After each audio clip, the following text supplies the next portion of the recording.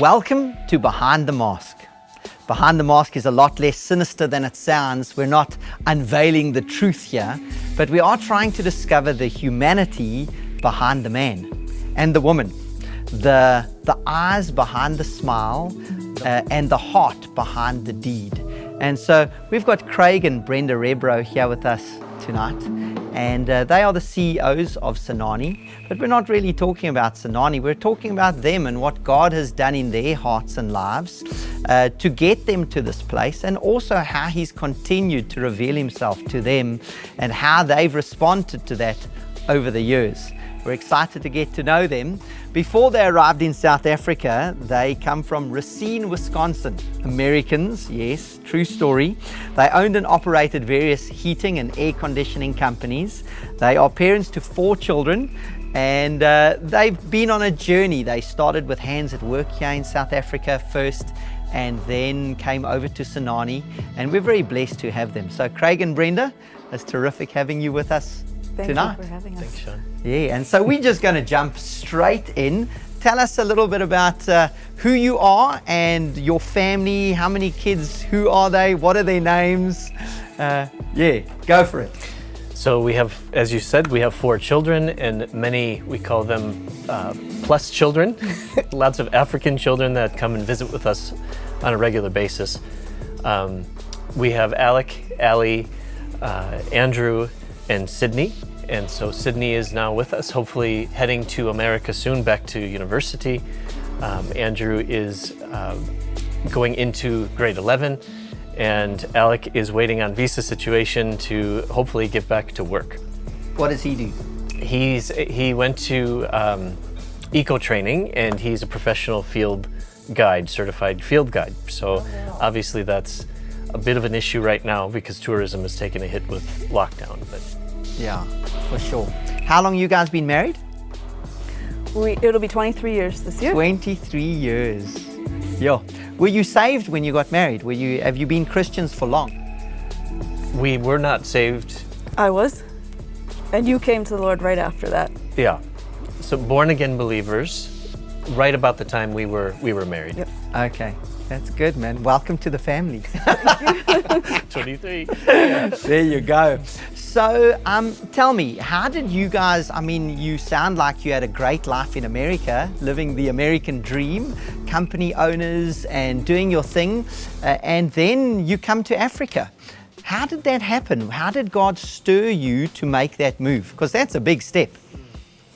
Yeah, I think it started that God was caring for the vulnerable, or those who can't care for themselves. He put that on my heart at a very young age. When I was 19, a friend of mine was pregnant as a single mom. She was 17, and she came from a very broken home.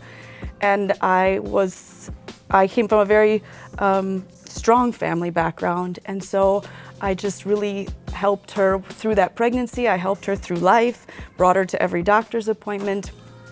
Ended up being in the room when the baby was born, and she asked me to be her godmother. And I took that role very seriously, as I had a very active godmother in my life, and just cared for her. She would stay with me on the weekends. I was in university at the time, living with my parents as well, but she would just stay with us. And as time went on, I just knew that whoever I married would have to accept her as my own. All my friends used to say, "Are you sure she's not yours? Did you go away and have her? She's with you all the time."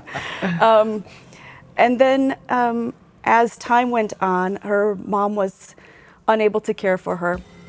At that point, we were married, and we did have our 3 kids. Our kids were 4, 2.5, and 8 months old. And then her mom said, "Please, can you take her? I can't take care of her anymore." So that is when Allie became officially a part of our family, when she was 11 years old. And so I think it was just from that point on, God just stirred our heart to just not think about your comfort, not think about what's easy or manageable in your life, but just do what you need to do to care for those who need help being cared for. Praise the Lord. Wow, that's really, you can see God working over the years. That's terrific. And how did that draw you? How was the connection created to Africa? Yeah. So in 2006, we started a non-for-profit, and we still have it, but it's called A Friend in Need. And so that was the start of us jumping in to say, okay, we can do more. And I think at the time we didn't realize that Ali was the start of our journey. But as we look back 20 some years now, we can see that how he was working in our hearts and really preparing us for what we're doing today. Yes. So through a series of events, literally events that we would have in our backyard, we put up tents, we had fair trade things that were related to Africa. And we were working with getting orphans and vulnerable children sponsored. Yes. And we would get packets, and Brenda would get up and say, here's this person, and it wasn't always Africa in the beginning, but through a lot of these different events, we realized there's a calling, and it seemed like it was Africa. And so what was that final call to Africa? How did that look? Was there writing on the wall? What did that final call look like? It was, there was a few different writings on the wall. I think in 2012, we really started to feel, I had visited Hands at Work a couple times and came to Africa. Before Craig did the first time, we just started to feel like maybe God is calling us to do this full time, because we were still working in secular business and advocating for the vulnerable in our spare time, I guess you can say, or when we weren't at work. And started to feel that call, and then God grabbed Craig and our home church asked him to be the associate director of missions, which was funny because he hadn't yet even been on a mission trip. So you could see God was just like, okay, come here. He was very supportive of a friend in need, and supportive of me coming when I came to Africa. And then God just was ready to get him along with that. So there was a lightning strike moment, I say, and so there's a place that we would like to go to as a family, and it was the last day on a Friday, and I just knew had been talking about this, and I just knew I needed to sort it out with the Lord. And so I woke up, I prayed, and I just went for a walk, and it would be not so much the bush, but in the woods. And as I was walking, I had my iPod, and I was praying, Lord, if this is what you want us to do, just please give me a sign. This is a big deal. We are willing to do whatever you want, but we need to know. And so I had my iPod, and of course, on those you have the album covers, and I was listening to Hillsong. It was actually the song Oceans, and I went to turn it up, and right after I prayed, I looked at it, and it said Africa Calling on the iPod. Oh, wow. So Not the Hillsong album cover. Yeah. Yes. Yeah, I didn't even know I had an Africa Calling album on my iPod. So it was a jaw-dropping kind of a moment. I started to cry. I ran back. I felt like David dancing in the streets, collected the family, and that was when we knew that we knew. Wow. And how did your kids respond to that? Well, we had been talking about it as a family and praying as a family. That was really important for us. So there was varying degrees of, okay, this is okay. Sydney, of course, wanted to hop on a plane the next week and come.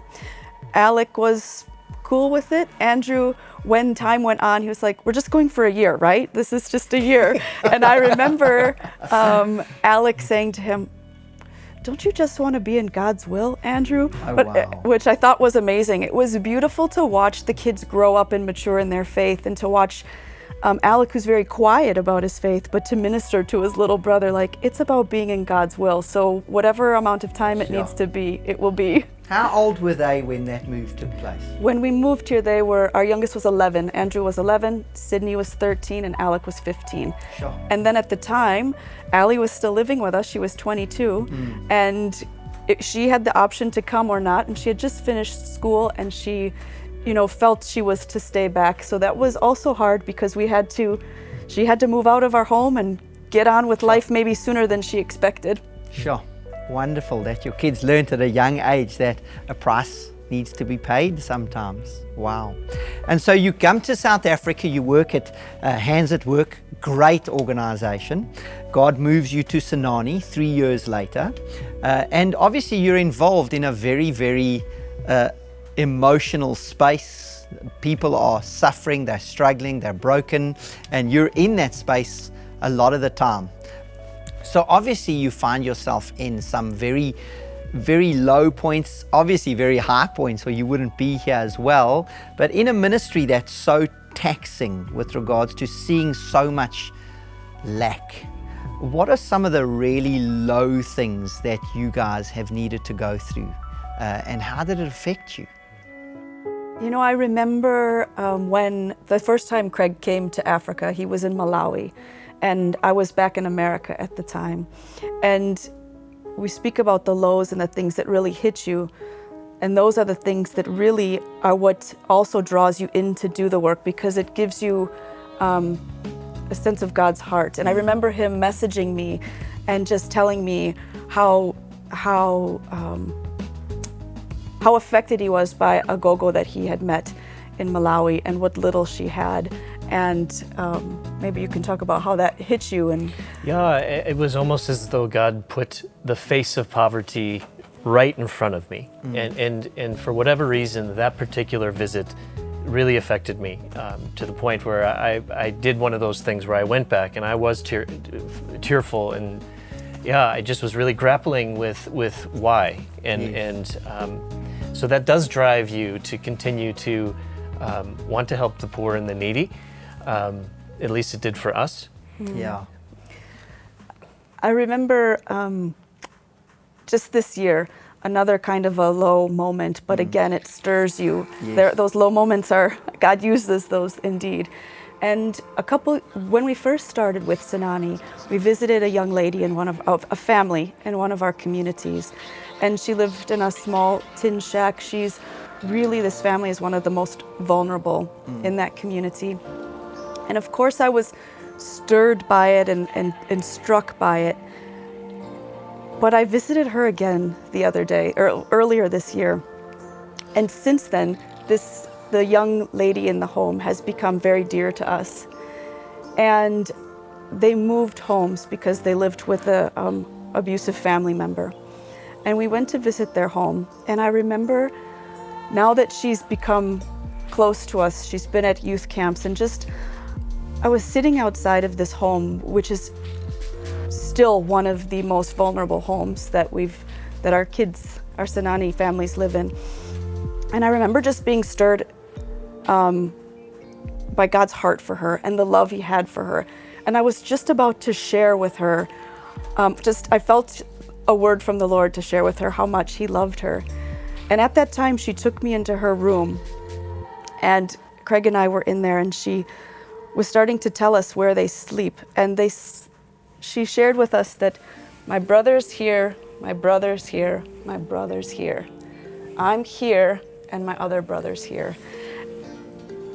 And the emotion that I had just before that about how much God loved her, I think mixed with the other emotions of this beautiful girl that I know and I've come to love, and she's one of our go-to youth, just struck me that she lives like, they sleep like literally like sardines, just on this tiny little space on the floor with no bed.